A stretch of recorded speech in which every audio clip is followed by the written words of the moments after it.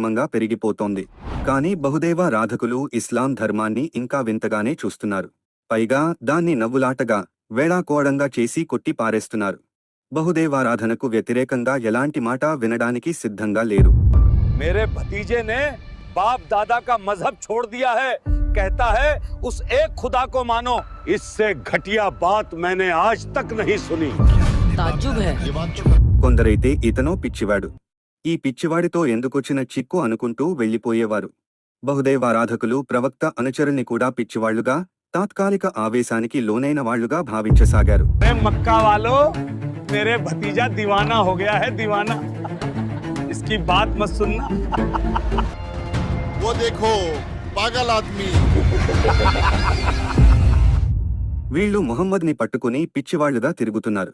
అదే పిచ్చిలో పడి తమ పురాతన మతాన్ని వదులుకున్నారు. కాని ఈ మైకం ఎంతకాలం ఉంటుంది?